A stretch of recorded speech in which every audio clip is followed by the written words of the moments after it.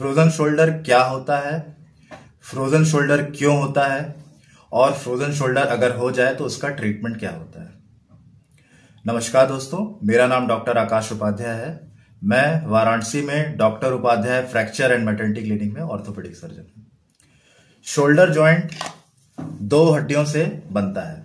एक chest bone होती है जिसको हम लोग स्कैपुला बोलते हैं और दूसरी आर्म बोन होती है जिसको हम लोग ह्यूमरस कहते हैं। तो शोल्डर जॉइंट इन्हीं दोनों हड्डियों से मिलकर के बनता है।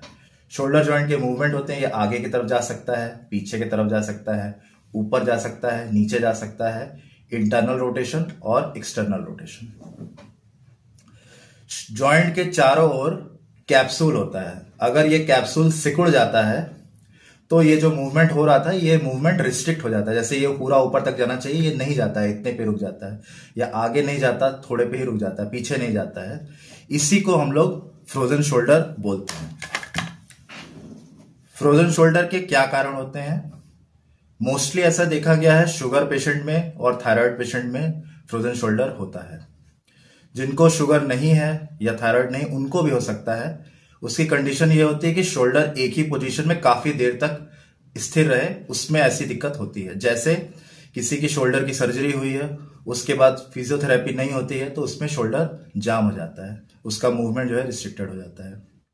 या किसी को प्लास्टर लगा है, लंबे समय तक प्लास्टर लगा रहता है, यूजुअली हम लोग 6 वीक्स तक लगाते हैं, किसी किसी में अगर 2 महीने लग गए, 2.5 महीने लग गए, तो उसमें भी कंधा जाम हो जाता है। इसके अलावा आजकल जो सिस्टम पे लोग काम करते हैं तो हाथ एक ही पोजीशन पे रहता है, तो उससे भी शोल्डर जाम हो जाता है। और मोबाइल आजकल बहुत ज्यादा यूज करते हैं, तो मोबाइल में भी जैसे यूट्यूब चला रहे हैं या फेसबुक देख रहे हैं तो एक ही पोजीशन में शोल्डर काफी देर तक रहता है, उससे भी कंधा जाम हो जाता है। तो इसका ट्रीटमेंट क्या है? इसका ट्रीटमेंट बहुत सिंपल है। इनिशियली हम लोग इसमें फिजियोथेरेपी एडवाइस करते हैं और मेडिसिन देते हैं। 90% पेशेंट इसी से ठीक हो जाते हैं। जो पेशेंट नहीं ठीक होते हैं उसमें फिर हम लोग को इंजेक्शन लगाना पड़ता है। इंजेक्शन यूजुअली स्टेरॉइड का होता है, किसी किसी में पीआरपी भी लगाया जाता है। इससे जो बचे 9% है और ठीक हो जाते हैं। जो रिमेनिंग 1% होते हैं उसमें सर्जरी की जाती है। सर्जरी जो है की होल सर्जरी होती है, दूरबीन विधि द्वारा, आर्थ्रोस्कोपिकली हम लोग बोलते हैं।